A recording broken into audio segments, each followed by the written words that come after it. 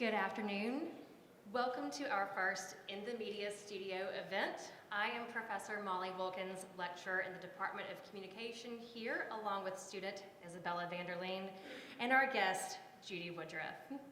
Before we get started in our conversation, we have Dean Eric Tempest here to introduce Ms. Woodruff and welcome her to Georgia College. Thank you so much. Good afternoon, I'm Eric Tempest. I'm the Dean of the College of Arts and Sciences here at Georgia College and State University. On behalf of the President and the Provost, I'm very honored to introduce our featured speaker this afternoon, Judy Woodruff. Ms. Woodruff is the senior correspondent for the PBS NewsHour, having served for 11 years as its anchor and managing editor.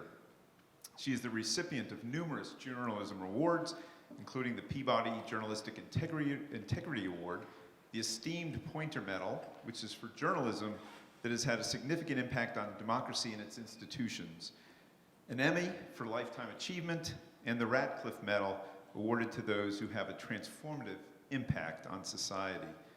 She and the late Gwen Ifill were together awarded the Walter Cronkite Award for Excellence in Journalism after they were named co-anchors of the PBS NewsHour in 2013, thus marking the first time an American national news broadcast was co-anchored by two women. She has covered politics and other news at the national level for more than 4 decades at CNN, NBC, and PBS, including serving as White House correspondent for NBC and anchoring several shows focusing on national politics for PBS and CNN. Woodruff is a founding co-chair of the International Women's Media Foundation, an organization dedicated to promoting and encouraging women in communication industries worldwide. Woodruff is a graduate of Duke University, where she is a trustee emerita, and she lives in Washington, D.C. It is a pleasure to welcome you virtually to Georgia College and State University. Thank you. Thank you again so much for joining us. So to open, you started your college career at Meredith College, and then you would move on to Duke University, where you would be involved with many student organizations, like many of our students here, along with our shared sisterhood of Alpha Delta Phi sorority. I'm curious, can you tell us what your student organization experiences did for you in shaping your future, both professionally as well as otherwise? Well, Professor Watkins, thank you very much. Dean Tempest, thank you very much for your warm and most generous introduction. I'm delighted to be joining you. I wish it were in person, but life is crazy right now. I'm still working full-time, even though I stepped down as anchor of the NewsHour at the end of December. I'm working on reporting 2 stories, really, for the next 2 years, reporting on why our country is so divided politically, traveling around the country, trying to talk to ordinary Americans, as well as people who thought and written deeply about that. And I'm also interested in disabilities. As the mother of a son, one of our 3 children has significant disabilities, so I'm doing a number of reports on that. So I'm here as I sit before you this afternoon. I'm sitting in Oklahoma City, where I'm doing both a report on the status of their wait list for families who need more help for their families taking care of a loved one with disabilities. But I'm also going to be, while I'm here, filming a report on the aftermath of the Oklahoma City bombing, which many of us, of course, remember. In 1995, an extremist element of the country, Timothy McVeigh, was responsible for blowing up a federal government building in a protest against the government. Essentially, that was, again, 1995. We were about to observe the 28th year since that happened, and we want to take a look at where we are with domestic terrorism in this country. We know it sort of fell off the radar for a long while after 9/11, because so much of the country's focus was on international terrorism, the threats from abroad, ISIS and Al-Qaeda. But now we are seeing a growing movement in the United States of individuals who have very strong feelings about government and about other issues, and they're being watched very carefully by our law enforcement. So that's a whole other story. But to get to your question, Molly, or Professor Watkins, first of all, you're right. I was very lucky to be not only a student at Meredith College in Raleigh, North Carolina for 2 years, women's college, still is a women's college, except they have some men in the graduate program there.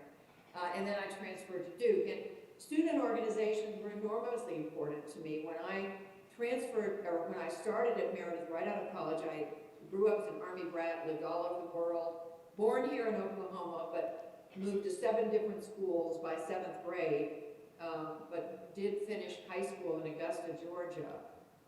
So that's my Georgia connection, not too far from where you all are. Is that right? Not too many miles down the road. No, it's not far away at all. From Millersville, exactly. So, graduate from high school and going to a completely different place, even though my father was from North Carolina, I didn't know any of my classmates my freshman year.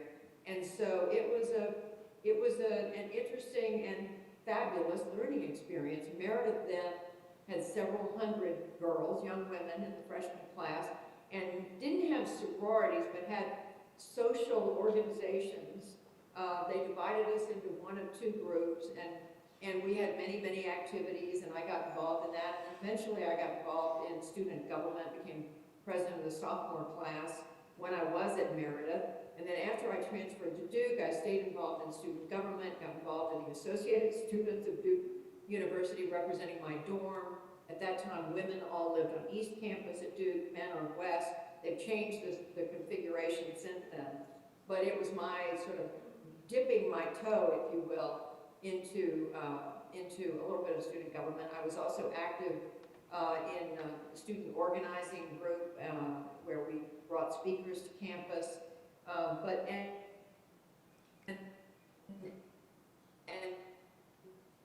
then it occupied 85. So all of these were ways for me to meet people, to meet to meet women in the case of Meredith, and at Duke, of course, to get to know students, you know, men and women, and just to get to know people, because by the time I transferred to Duke, I think I knew 2 people on the entire campus. So it was important for me to figure out a way to reach out and make friends and do it quickly, because I only spent 2 years at Duke, so I felt like I had to move fast.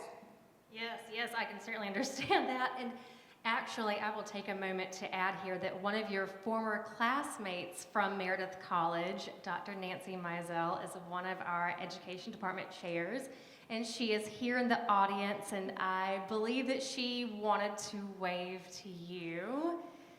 So I don't know if the camera is able to catch her. She's off camera. I think she's off camera. Everybody's looking in her direction, so I Yes. trust that she's really, really there. I think we're trying to pivot to her. Yes. We sat beside each other in the last reunion. Great to see you, and I can't hear anything you're saying, but She's- I can see you. She's saying that she sat beside you in a class. At the last reunion, when we had our last class reunion. Oh, at your last college class reunion, she sat next to you. Oh, great, good deal. We had a class reunion a couple of years ago. Great to see you. Thank you for being there, Nancy. Great to see you.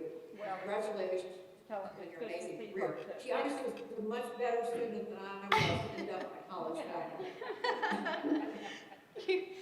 You have also said in previous interviews that you started out studying math and then political science, but that you were told that there was no place for women in those professions. Then you would interview at WGXI, the ABC affiliate in Atlanta, where they would hire you as a secretary with the comment, "With those legs, why wouldn't we hire you?" It was through your own determination that you would become the midday news anchor. But what can your story tell us about determination and how to harness that to propel one's career? Well, it's such an interesting question, and as I look back on it, I would love to tell you that I was at every step of the way that I knew how it was all going to turn out. Of course, I didn't, and so much of this happened because a door was closed in my face. I mean, when I started at Meredith, actually, I was taking a course in advanced math, which is what I thought I was going to major in. My high school teachers had told me I should stick with math because I love math and I did well in it. But we had an instructor who was a graduate student at another school in North Carolina, teaching freshman calculus. And he basically, he gave off the very clear sense that he didn't think any of us, were going anywhere in math, and it was kind of a waste of time. This is my one negative experience about Meredith. Everything else was positive, except for this one class. But that was enough to tell me that maybe math wasn't the right course. And by the way, at the same time, I was taking a course in political science with a woman professor who was simply fabulous. She was engaging, she was passionate. She knew that I was, because I got to know her, she knew that I was eventually interested in transferring to Duke, and she was very supportive of me as a student and just studying political science. I fell in love with politics. At the same time, I became discouraged about math. So it all turned out well. I changed my major, stayed at Meredith for 2 years, transferred to Duke, and then crammed in a whole lot of courses. I don't recommend this to everybody. In retrospect, I wish I had stretched it out another year or two, but at the time I felt I couldn't really afford it. I was depending on loans and grants because we had to borrow money for me to go to school, and I was worried that if it took any longer than 4 years, there was no way I could afford it. So transferred to Duke, worked in Washington for 2 summers for my congressman for Georgia, Bob Stevens, representing the 10th district.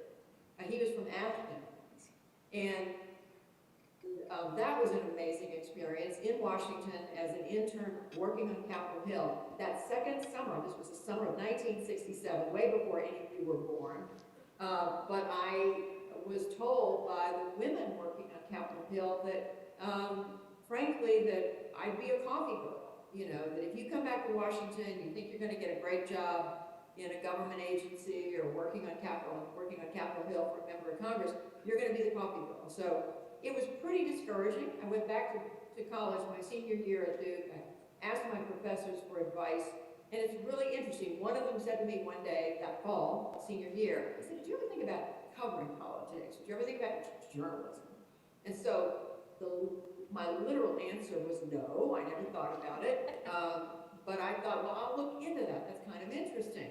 And well, the more I looked into it, the more I thought maybe that's something that I can do. Of course, I had never taken a course in journalism. I hadn't thought about journalism or news reporting, but it caught my interest enough so that I decided, okay, spring break, senior year, I'm going to try maybe in Atlanta. I had friends who were going to graduate school, and I thought, I'll try to get my foot in the door. I'll see if I can get hired by a TV station in Atlanta. I interviewed with all these news directors. The only one who gave me the time of day, who said, maybe we have an opening for a newsroom secretary, was, as you mentioned, the news director at WQXI. He needed a newsroom secretary, and guess what the job entailed? Cleaning the film, answering the phone, taking dictation, and getting coffee.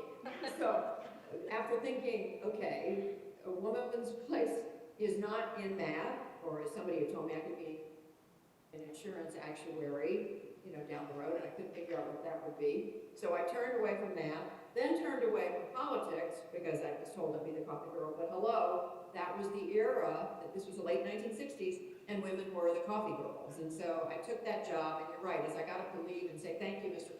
Conover, for hiring me, he said, besides, how could I not hire somebody with legs like yours? I would love to tell you that I had a very clever comeback. I didn't. I just sort of slunk out the door and thought, what in the world have I gotten myself into? But I did go to work there a few weeks, after I graduated from Duke, and I became the newsroom secretary, and that was my foot in the door. I did that for a year and a half. After I'd been there for a year, they asked if I could audition to do the weekend weather on Sunday nights at 11 o'clock, and I said, no, I'm not interested in doing the weather. I want to cover politics. And the next week, this was a news director by then, he said, well, you know, if you ever want to cover anything, you're going to have to get some on-air experience, and they're going to want to see what you can do. So I highly recommend that you audition for this 1 hour, 5-minute piece, which is what I was doing, 5 minutes on an 11 p.m. newscast on Sunday nights. That was it. So I auditioned, they hired me. It was a very strange experience. It was like Cinderella. During the week, I was the newsroom secretary. I got the coffee, I cleaned the film, I did whatever they asked me to do in the newsroom, and on Sunday nights, I would come in at 6 o'clock and memorize the weather news wires. And I would draw on a big map. You know, there's a low over Des Moines, or over Casper, Wyoming, or I draw a little little notes to myself on the map. I will tell you though, Molly, that after 6 months, we both realized that this was not my calling, and they decided, you know, that this was not a great fit. I decided this was not a great fit. The good news is that another news director in Atlanta at that very moment was looking for a reporter to cover the Georgia legislature. The young man who had been covering the legislature had to resign for health reasons. The woman, as he later said, the one woman reporter they had at that time, she was resigning. She was having her second child. And so there was miraculously an opening. So I was hired to cover the Georgia legislature. And I was off and running. I mean, that was an amazing experience. It was 1970. It was the year Jimmy Carter was running for governor a second time, succeeding Lester Maddox, who had been not only the owner of the Pickwick restaurant, he had been a very controversial governor, very pro-segregation. So it was complete education for me, baptism by fire, and I wouldn't have traded it for anything. That's just amazing to me because you had the chance to wear so many hats and learn so much at the same time. And it sounds like wearing all those different hats also was very formative to you in your career and moving forward. No question. I mean, I'm sure that somehow doing the weather, which was not my strength. I had never studied meteorology, but I did learn that the weather guide during the week taught me how to write notes on the map in very small handwriting, so I could see what I had written. It was way before all the bells and whistles of today. But I only did it for 6 months, and yet it was an education. It was a humbling education, and I have a whole lot of respect for people who report the weather because, frankly, no matter what you report, people aren't gonna love it unless it's sunshine and good temperature. That's very true. So along those same lines, something that I like to tell students is that there are no small markets in news and that everybody has a story that's worth telling. So along those lines, can you tell us about a time when you had what may have seemed like a small story, but it actually became something much larger? It's very interesting. I mean, there are a number of stories that I could relate, Molly. One that comes to mind is actually I ended up being a reporter in Atlanta for 5 years before I tried to get a job with one of the networks, and that's another whole story. That happened at the end of 1974, going into 75. But during my last year or so as a local reporter covering the Georgia legislature, they were only in session a few months out of the year. I believe that's still the case. I believe so. So the rest of the year, I was covering City Hall and other Georgia political news. And they asked me at one point, we sort of mutually agreed that something we should report on.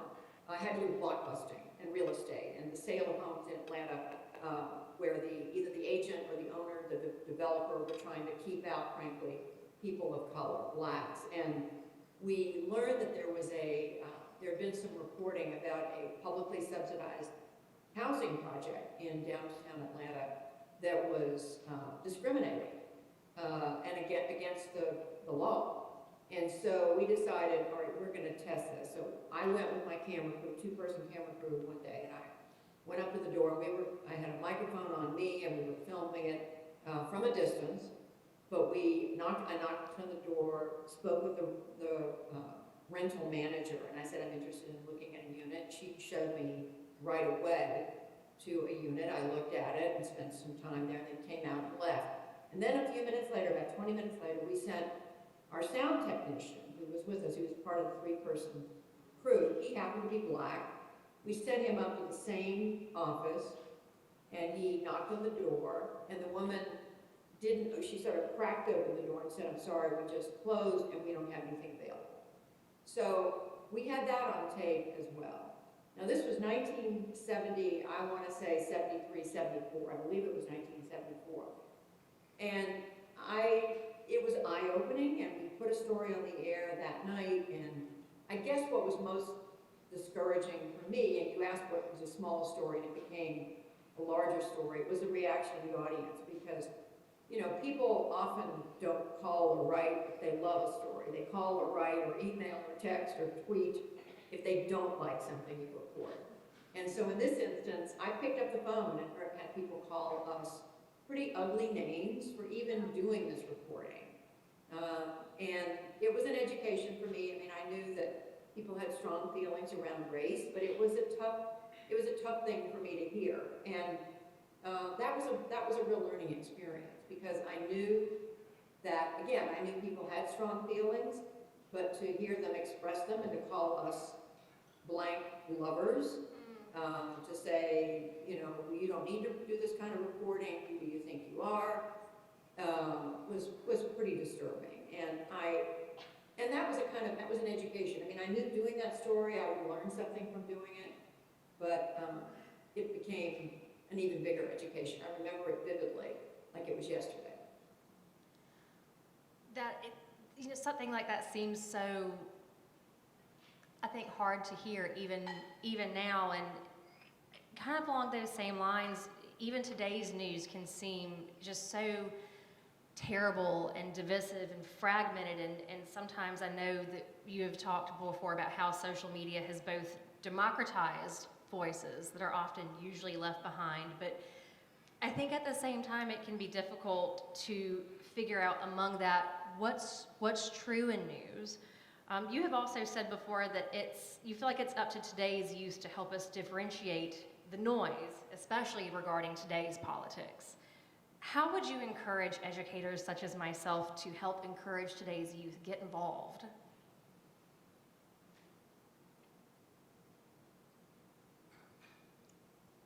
Well, I think you're doing it right. I think you were telling me the first in a series of guest lectures, guest speakers, or interviewees you're going to have, having programs like this, bringing people onto the campus who have a variety of experiences, either in public life, in politics, or in science. I don't know who your other speakers are, but I think that's one way. I mean, certainly giving students the opportunity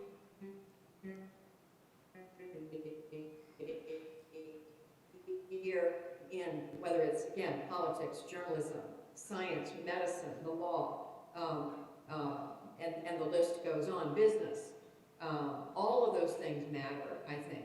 People who are working in the nonprofit arena, for foundations, who are trying to make change happen in this country. There are so many amazing people I've been so blessed and so fortunate to meet over all my 40-some years in Washington. People all across this country. Yes, a lot of them are in Washington and New York, but a lot of them are all over America trying to do good things. And so I think the more you can expose your students to those folks, I think the better it is. And they come away understanding, you know, that the world's a big place, it's a big palette out there, and people are doing pretty amazing things. And the other thing is I would say, is to help your students, who I'm sure already know this, is just tell them how much we need them. We need each and every one of them with their brains and their ideas to go out into the world after they get this great education. And whether that's opening a business or working for a nonprofit or working internationally or working in your neighborhood, becoming a news reporter, becoming a lawyer, again, working for a company in a way that you think is making a difference. There's so many ways to make a difference. And look at what the world is going through right now. I mean, we have an it's become more than an environmental crisis, it's a climate change crisis that we're facing in this country. And your generation, I see these amazing young people in the audience, your generation is going to have to work really, really hard to help us figure it out. My generation has not done the greatest job. Some of us have tried, not me, our present company excluded. I don't claim any credit at all, but I know a whole lot of people who tried to get more and more attention to that, and it's been a long road, and it still is a long road, and we're doing so many more things today than we were. We're much more focused on electric vehicles and gas guzzlers. People are much more conscious of sea level rise, which is now affecting all of us. The climate is changing in ways that's disrupting our life. So that's an area, but there's also, I mean, I think you touched on this a minute ago, Molly. I think you mentioned what's happened with guns in this country in the last weeks. It seems like every other day there's another tragic shooting in a school or in a workplace, or it's just a grocery store, and it's heartbreaking, and maybe that's a subject, an area that some of these students want to get involved in. Maybe there must be something we can do. We have to do better. The rest of the world now looks at the United States as this place that just stockpiles guns, and those are been killing people, which, and that's not a reputation we want to have. And so how do we think we can get through this? It's really tough. People want to have a right to own a firearm, and that's an issue we can both support and discuss. There is the Second Amendment to the Constitution and all about the right to bear arms and to have a well-armed militia, but that was in the late 1700s. We're now in 2023, and we now have more guns than there are, way more guns than there are people in this country. What is it, 400,000, 500, I don't know, lost count. But I'm not singling just that issue out. There's so many other arenas where people can make a difference. The reporting I'm doing here in Oklahoma has to do with people with disabilities, families who are struggling to find help to take care of a child or a senior, but mainly in this instance, children who have developmental or intellectual disabilities, and families are having to spend all of their time and all of their, frankly, their savings to make sure that that child remains safe and gets the medical and just community support they need to get the education, to get the life experience that they can. Oklahoma, up until very recently, was the worst in the country when it comes to a Medicaid waiver waiting list, a wait list that was as long as 13 or 14 years to get support in the home or in the community for a family member with any kind of significant intellectual or developmental disability.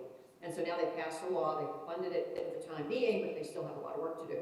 So we're interviewing families. We were just in a home last night with a young mother who has a teenage daughter who is severely developmentally delayed and who has violent episodes and has attacked her mother, and she has no help whatsoever. She's on a wait list for any kind of help. So there's so many things that your students can get involved in and can do. Some of them in the profit sector, some in the nonprofit sector. There are just so many ways to contribute. We need these smart, engaged, energetic, creative young people to make a difference in the world. And speaking of our smart, engaged students, I'd like to introduce Isabella Vanderleen. She has some questions that she's going to ask you as well. Hi, Ms. Hi, Woodruff. Isabella. Hi, like you said, my name is Isabella Vanderleen Day. I'm a junior here. I'm very honored to be able to speak with you today.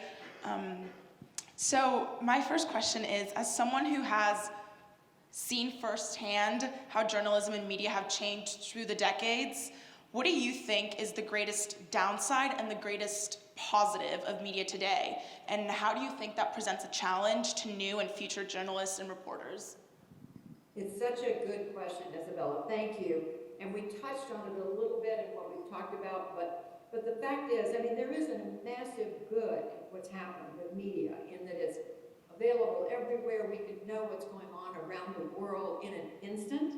We have this amazing technology today where we can learn what's happening and be up to date, up to the minute, up to the second in what's happening. We are better informed. News is coming at us from so many different directions. We can be informed if we choose to be informed. And so we are the beneficiary of great technology and a lot of hard work on the part of a lot of journalists in print and in broadcast and radio and all of the above. And frankly, it's all kind of morphed together today because if you work in television, if you work in print, you end up having to do video. Either way, if you're in television, you're doing writing, and so it's all one thing. But you asked what the downside is.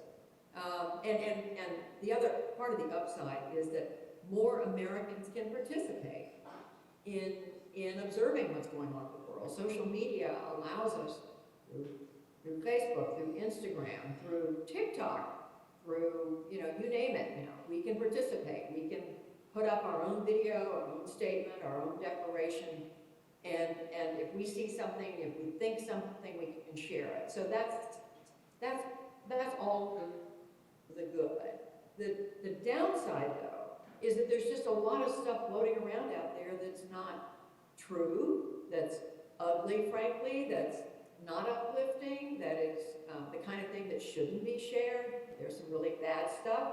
I hate to say this, but the man who shot several people at a bank this week in Kentucky, I believe it was a bank, I think this is right, and it was a workplace.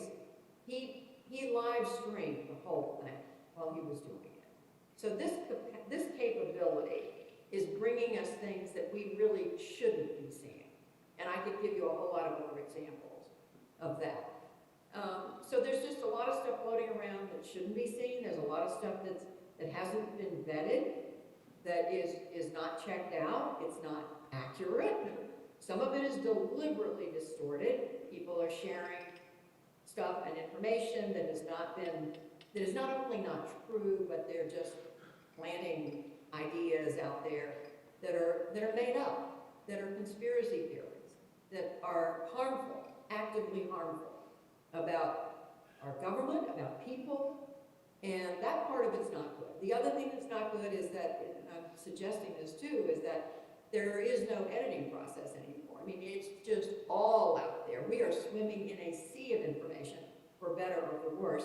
It's more on our shoulders and your generation, Isabella, to pick and choose what's accurate, what can I trust, and what is not, and what can I not trust, and what shouldn't I be spending time reading.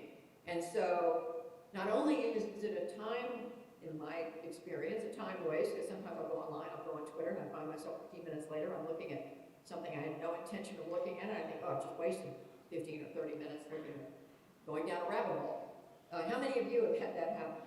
So that's not the worst of it, though. The worst of it is, I think, again, it's sharing false information, it's conspiracy theories, and the fact that we all have to be more careful about what we watch, what we read, what we see, what we believe. We can't trust everything. And I mean, I'm so fortunate to work with the PBS NewsHour. We spend a whole lot of time checking and double checking and vetting information that we put out. We don't just share something because somebody heard it and read it. We check it out, and that's why we're a place that you can, by and large, trust. It's not to say we never make mistakes. We're human. That's why I never say journalists. I can't ever pretend to be perfect or objective. I'm a human being, but I try my best. And when I make a mistake, I acknowledge that as quickly as I can and make sure we set the record straight as quickly as we can. So it's very much a mixed bag. There's a lot of good stuff that's happening, but there's a lot of stuff that we have to be wary about, and I think it's going to get even more challenging for your generation. Those of you who are on the youngest end, you're going to see incredible change, I predict, with AI. Oh my goodness. I mean, I can't even imagine where we're going because it's creating stuff out of a computer's brain and not a human brain. And some of it's going to be amazing. Some of it's going to be answering difficult problems, hopefully curing cancer. I mean, I want to believe it's going to do all these things, but it's also going to create distortions and, frankly, lies and terrible things that your generation is going to have to figure out how to deal with. I couldn't agree more. I mean, I see that every day and hear it every day, and I really couldn't agree more. Kind of backtracking to a topic we were discussing earlier, you are certainly a trailblazer for women in this field. Even being one of the few women to cover politics in the 70s, what would you say to those women who look up to you and admire you, and what is your biggest piece of advice to them? Don't ever give up. I mean, if you want to be a reporter, a journalist, and frankly, I would say this to the guys too, and to anybody who's interested in going into journalism, no matter what your background, no matter what color you are, whatever ethnicity, religious background, gender, jump in. The water's great.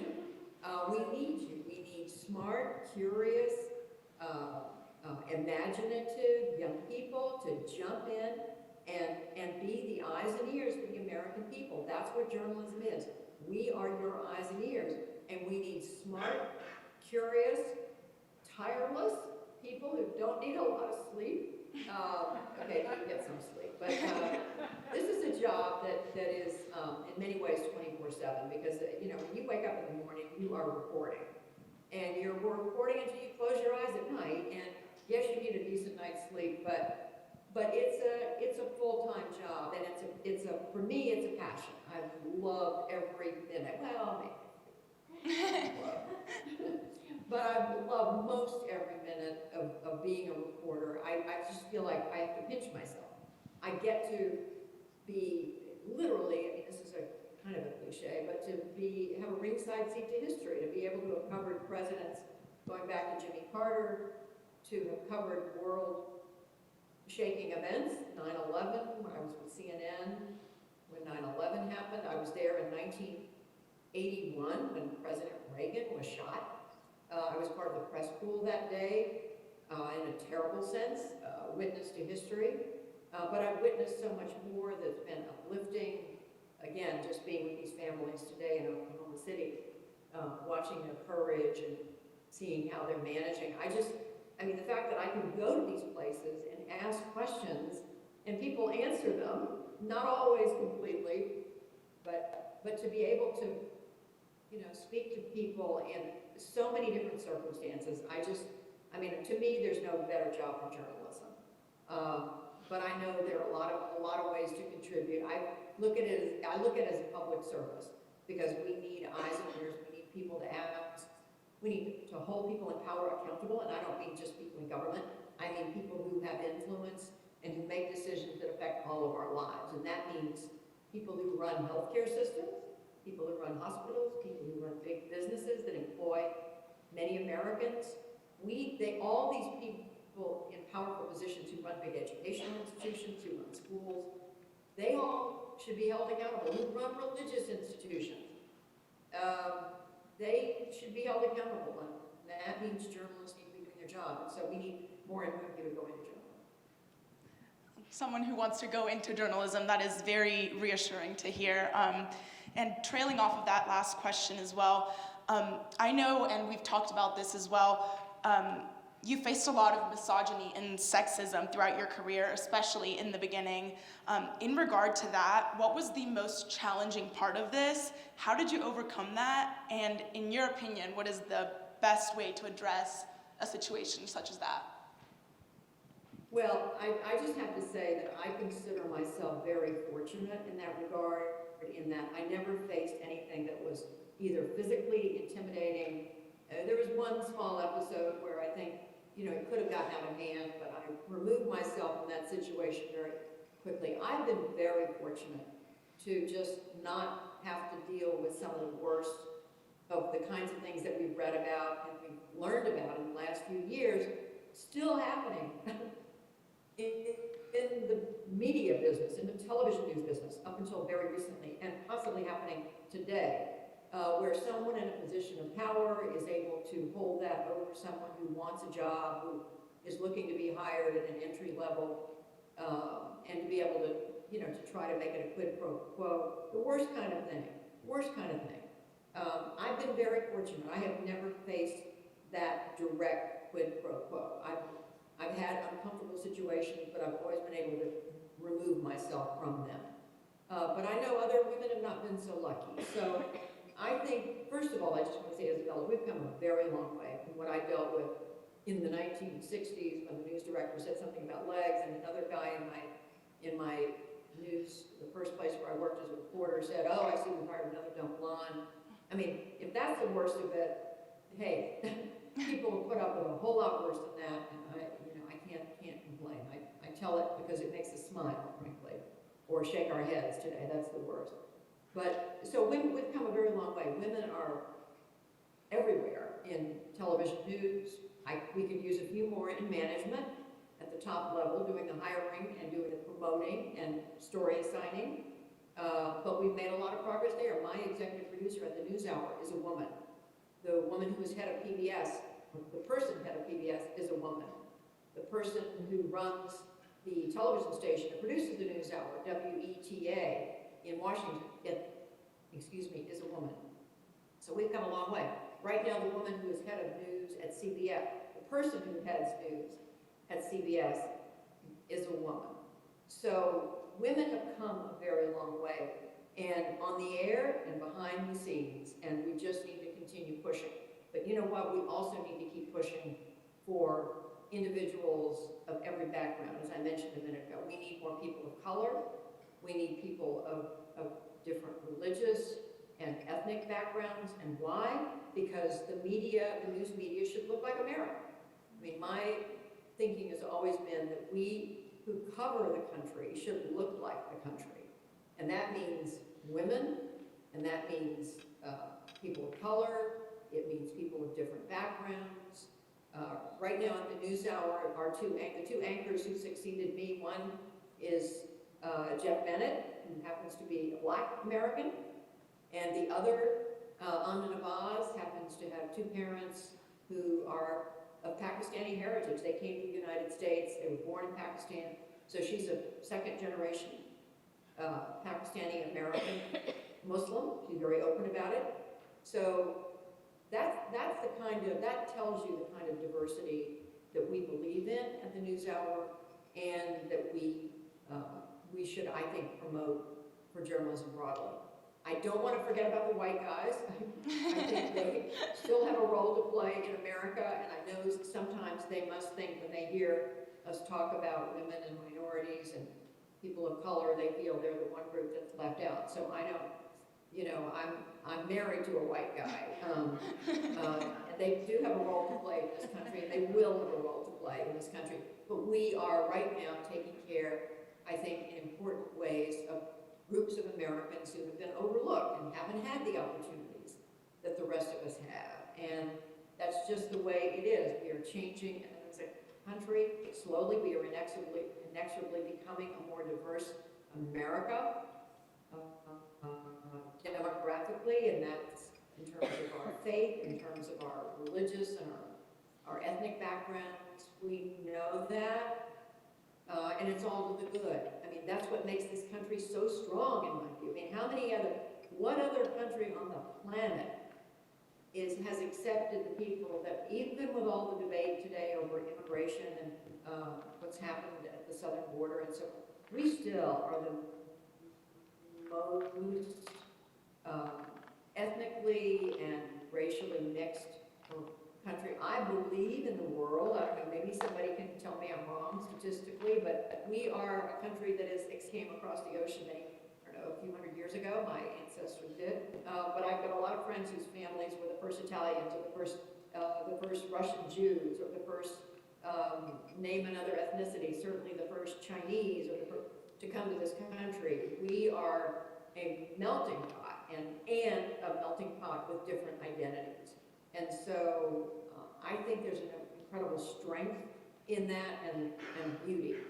And it's what sets the United States of America apart from the rest of the world. It gives us a diversity that is our strength.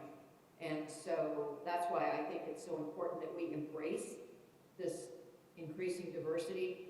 We appreciate every American, and that includes the white guys who are still very much with us. Ms. Well, Woodruff, I'm so sorry. No, go ahead. I'm so sorry. I don't want to keep going. I would love to keep going speaking with you, but I think we're actually running out of time. But I thank you so much for taking the time to speak with us. I know I'm honored. Isabella's honored. Very much so. So many of us are, and just want to say thank you so much to you and your team, Ella and Callie and everybody over there that worked with us. Thank you guys so much for joining us. I am Professor Molly Wilkins, and we also want to say thank you to Professor Bill Burke, Keith Bergeron, our team of mass communication students behind the scenes as well, the Student Life and Advancement Offices for assisting in the gifts that we sent to Ms. Woodruff and her team, Dean Tenbus and his office, and of course, again, Ms. Woodruff herself. Thank you guys so much for joining us. Be sure to join us next week as we welcome Marvin James from 13 WAZ. Thank you and have a good evening. Thank Thank you. you. Thank you so much. Thank Mom. you.